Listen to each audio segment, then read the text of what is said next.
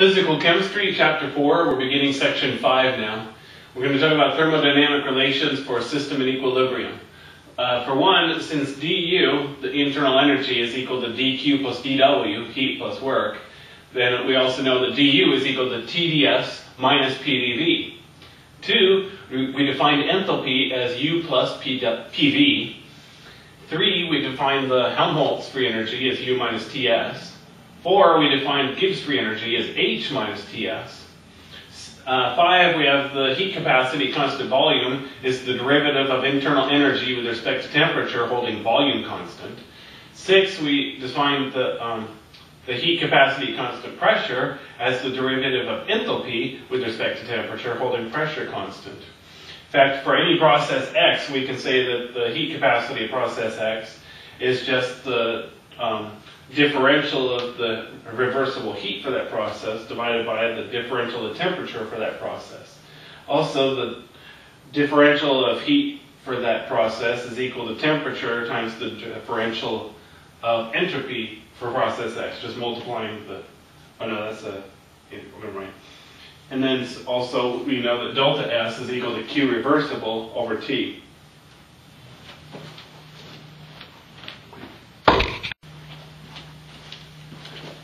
Physical Chemistry, Chapter 4, Section 5.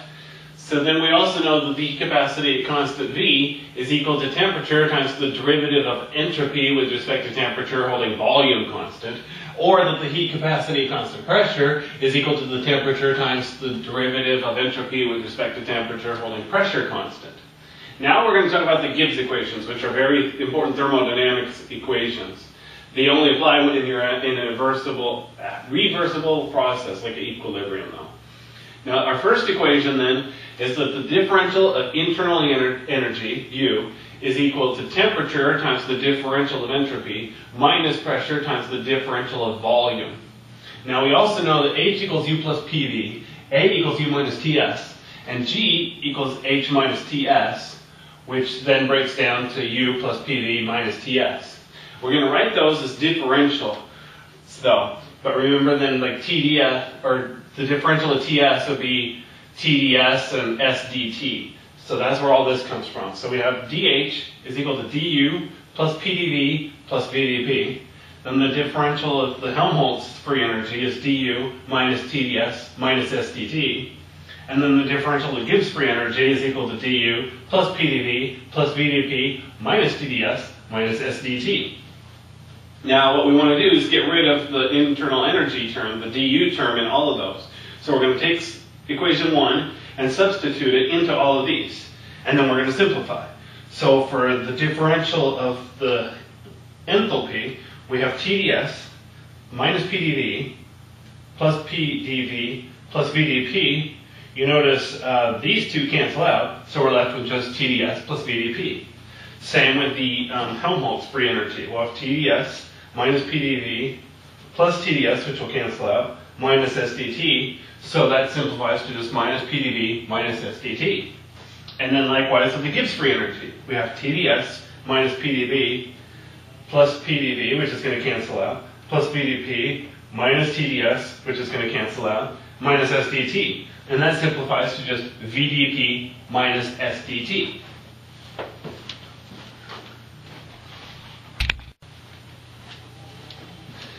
Physical Chemistry, Chapter 4, Section 5, we were just doing the Gibbs equations.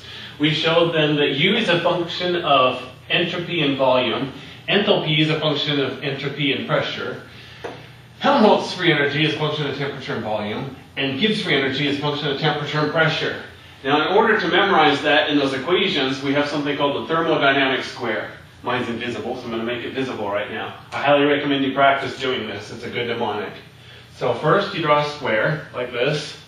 You draw diagonal lines with arrows pointing down like this. Now the mnemonic then is ship, ug, vat. So ship, ug, vat. Now the arrows tell you where the minus signs are going to be. So for the first one, I go top to bottom because I'm lazy. So we have DH is equal to TdS plus VdP So the next one down, I'll do a U. So du is equal to TdS minus PdV. And I'll do dg next, as long as I'm over here. dg would be equal to VdP minus SDT.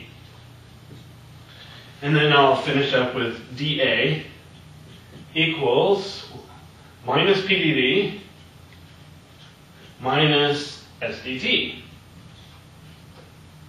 I highly recommend you practice that a few times. These you need to memorize.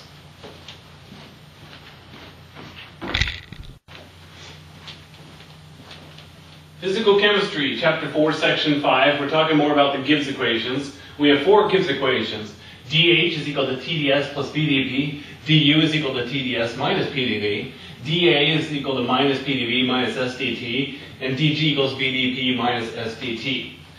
Now, remember though, that for du, we also had that it's a function of s and v. Therefore, it's equal to the derivative of u with respect to s, holding v constant times the differential of s, plus the differential of u with respect to v, holding s constant times the differential of v.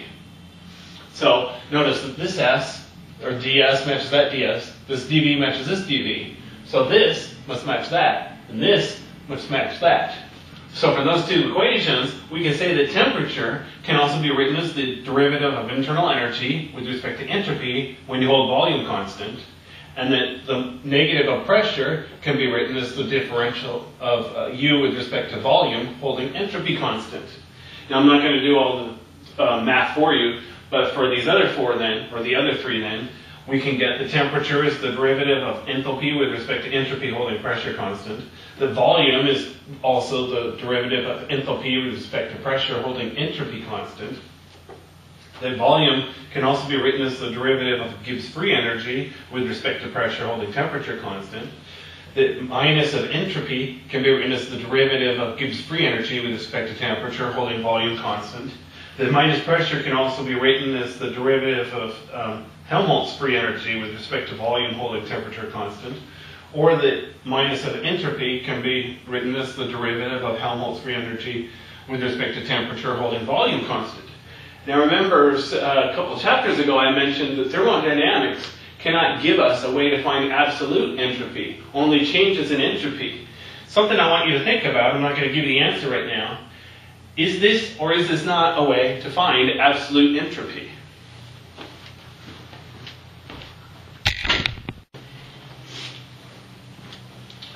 Physical Chemistry, Chapter 4, we're continuing Section 5.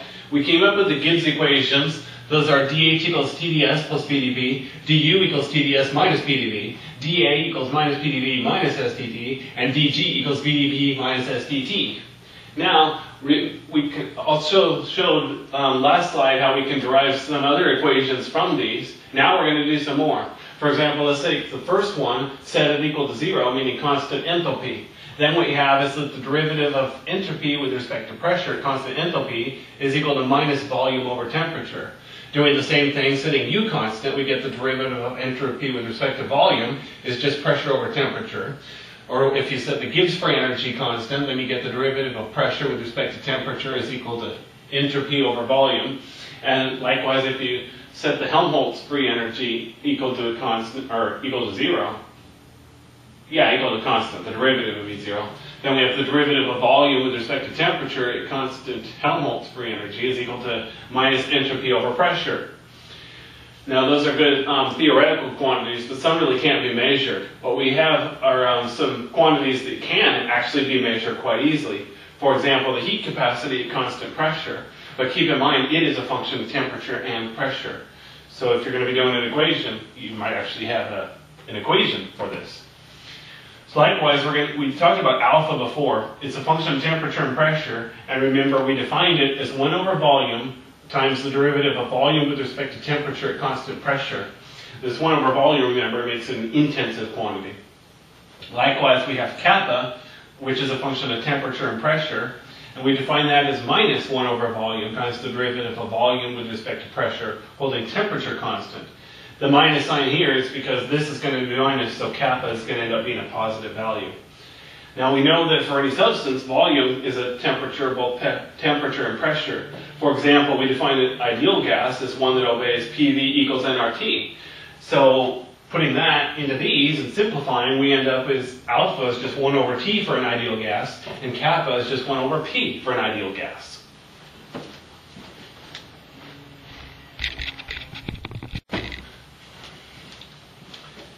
Physical Chemistry, Chapter 4, Section 5. Now we're going to talk about the Euler Reciprocity Relation. This is, if you've had differential equations before, this is a review for you, but differential equations isn't a prerequisite for this class. So we're going to have to talk about this real quick here. So we've got all these state functions and so on that where I'm talking about the derivatives of, and we're comparing derivatives and so on. We need to make sure we follow a couple of rules. So let's say we have something, z, and z is a function of x and y. Then we can write the differential of z as a function of x and y in this manner. With the derivative of z with respect to x holding y constant times the derivative or differential of x, plus the differential of z with respect to y holding x constant times the differential of y. Hopefully if you've had enough calculus you understand why that is, but if not, don't worry about it. So this here is called an exact differential. And we're going to simplify it by calling this term m and this term n. Now what it basically tells us then is if we take the derivative of z with respect to x and then that with respect to y, it's going to have the exact same end result as if we take the derivative of z with respect to y and then the derivative with respect to x. So up here then we can rewrite what we had as the derivative of, or differential of z is equal to m times the differential of x plus n times the differential of y. The Euler Reciprocity Relation says then that if you have the derivative of m with respect to y holding x constant, that's going to be equal to the derivative of n with respect to x holding y constant. This is a very useful relation. We've actually been using it before, but now we're actually talking about it. So this is important because the differential of any state function is an exact differential. So du, ds, dg, dA, dh, those are all exact differentials. So we've actually been using that before when we did the Gibbs formulas. On the other hand, if something is not a state function, then a differential is not exact. So far all we have is work and heat in that category.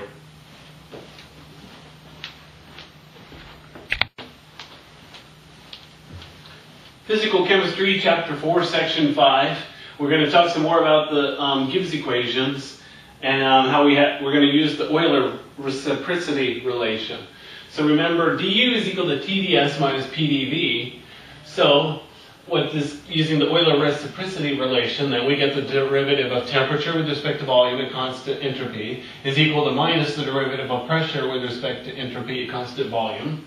Doing the same thing for dH equals TdS plus PdV, we can conclude that the derivative of temperature with respect to pressure holding entropy constant is equal to the derivative of volume with respect to entropy holding pressure constant. Doing the same thing with Helmholtz free energy, minus PdV minus SdT, we can conclude that the derivative of pressure with respect to temperature holding volume constant is equal to the derivative of entropy with respect to volume holding temperature constant. Doing the same thing for the Gibbs free energy, VdP minus SdT, we get the derivative of volume with respect to temperature holding pressure constant is equal to minus the derivative of entropy with respect to pressure holding temperature constant.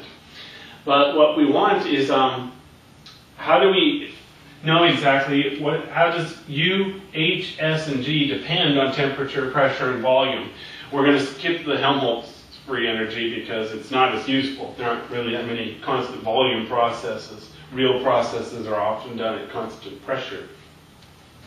So first, how do we find the volume dependence of U? Well, we have this formula, du equals TdS minus PdV. What we're going to do is hold T constant. So we're going to get du at constant T, and that's equal to TdS at constant T minus PdV at constant T. And then we're going to divide that by dV. So we're going to get the differential of U at constant T divided by the differential of volume at constant T, and that's equal to temperature times the differential of entropy at constant temperature divided by the differential of volume at constant temperature, and that's going to be equal to minus P, pressure.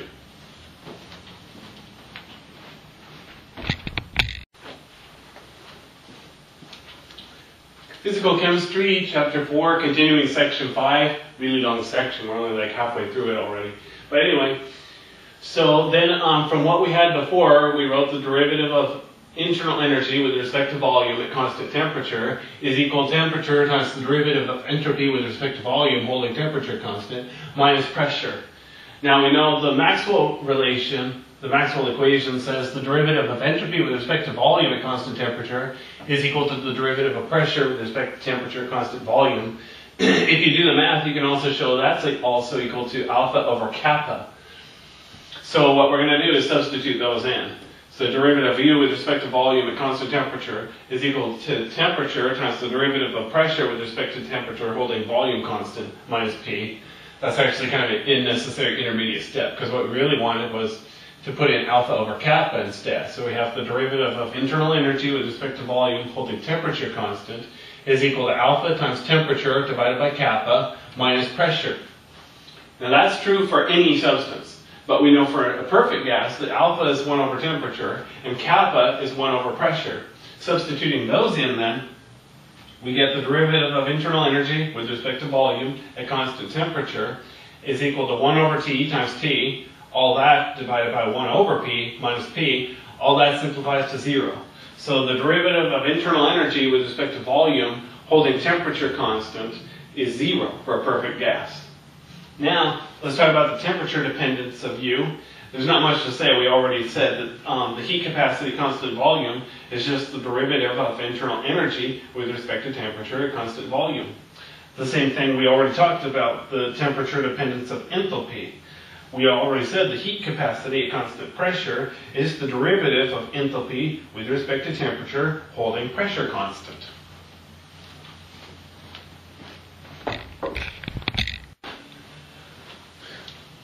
Physical Chemistry, Chapter 4, Section 5. We're continuing on dependence of variables on each other. So D, we're talking about the pressure dependence of enthalpy. We know that dH is equal to TdS plus VdP.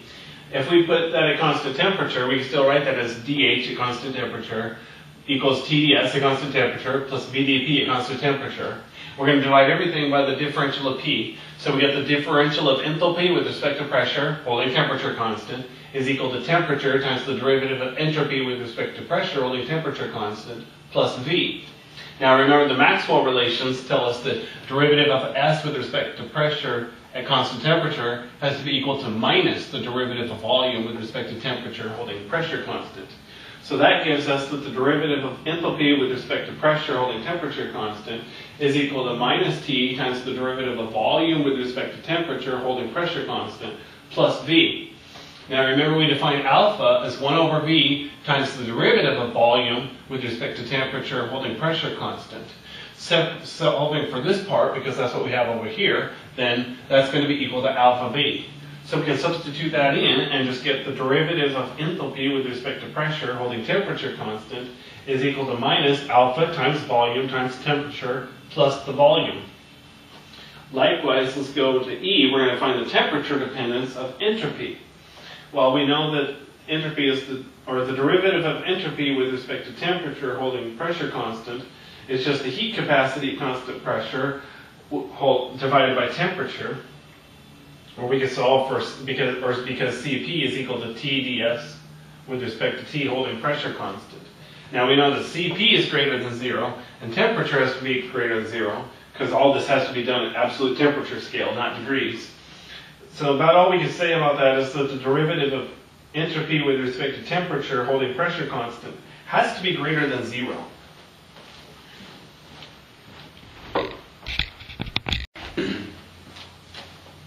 Continuing on Physical Chemistry, Chapter 4, Section 5. Now we talk about the pressure dependence of entropy. Now we know that the derivative of entropy with respect to pressure at constant temperature is equal to minus the derivative of volume with respect to temperature at constant pressure. If you use the definitions of alpha, then that's going to be equal to minus alpha times volume. Likewise, we can talk about the temperature and pressure dependence of Gibbs free energy. We know dG is equal to minus SdT plus VdP. So if we have constant pressure, you're going to end up with the derivative of Gibbs free energy with respect to temperature at constant pressure is just equal to minus S. And if you hold temperature constant, you'll end up with these two. The derivative of Gibbs free energy with respect to pressure at constant temperature equals volume. I showed you already that with the Maxwell Relation or whatever. Okay, now let's talk about the Joule-Thomson Coefficient. We know that the derivative of enthalpy with respect to pressure holding temperature constant is equal to minus the heat capacity at constant pressure times the Joule-Thomson Coefficient. Notice there's no P in Thomson, by the way. So we're going to solve that from UJT, so we get minus the derivative of enthalpy with respect to pressure holding temperature constant divided by the heat capacity at constant pressure. And before, we already showed you how this quantity is equal to temperature times the derivative of volume with respect to temperature holding P constant plus volume. And then, just like we did above, we know that this is equal to alpha volume. So, simplifying that, we can say that mu JT is just 1 over the heat capacity at constant pressure times temperature volume alpha minus volume. And this will be true for any substance.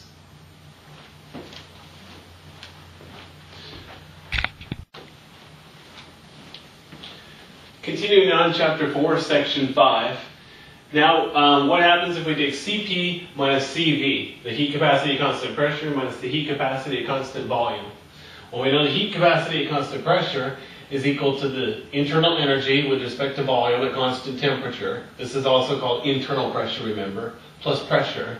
And Cv is the derivative of all internal energy with respect to temperature holding pressure constant. Now, using what we saw before for alpha, kappa, and so on, then, we know that Cp minus Cv is equal to alpha over kappa times temperature minus P plus P times the differential of V with respect to T holding constant P. Of course, the P's cancel out here. And this, too, we showed is equal to alpha V. So we get Cp minus Cv is just alpha T over kappa times alpha V. These alphas, of course, combine, so that's just equal to alpha squared times TV over kappa. This kind of looks like a complicated equation, but the beauty of it is that all of those are measurable quantities, observable quantities. So we can actually find the difference between these two. What this shows us then, remember, we have T multiplied on the top. So as temperature approaches 0, the difference between Cp and Cv shrinks for any substance. And therefore, well, if you got to absolute 0, then Cp would be equal to Cv. Now, it is possible for alpha to be 0 also. It's rare, but it definitely happens. And in that case, then Cp would also be equal to Cv. For example, let's look at water because it's a very unusual substance. For liquid water, we have the highest density at 3.98 degrees Celsius. So if you were to graph molar volume of liquid water, it has a minimum down here at 3.98 degrees Celsius. Any hotter or colder, and the molar volume is larger. Now remember, rho is just mass divided by volume. Rho is the symbol for density, obviously. So what that means is where we have the lowest molar volume, we have the highest rho, highest density. Now, based on what we saw above, the derivative of molar volume with respect to temperature, constant pressure, that's equal to 0. Obviously, you learn from basic calculus that the derivative at a minimum is equal to 0. And then we know alpha is just 1 over the molar volume times the derivative of molar volume with respect to temperature holding pressure constant. And that, too, is going to be equal to 0 at this point. So what this is telling us then, well, because the derivative is 0, duh. So anyway, what that tells us here is that for this point, for liquid water, at 3.98 degrees Celsius, standard pressure then, that Cp is equal to Cm. Now, that's an unusual case. All the time, the Cp is greater than Cv. And of course, both of them are always positive.